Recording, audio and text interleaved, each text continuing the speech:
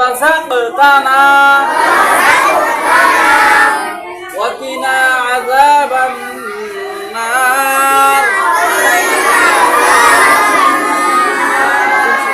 খানা সামনে আসিলে এই দোয়া পড়িতে হয়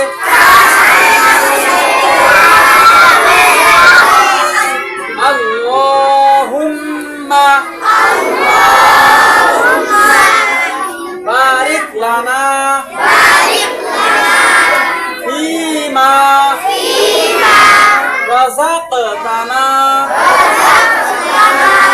ওয়া কিনা আযাবান নার।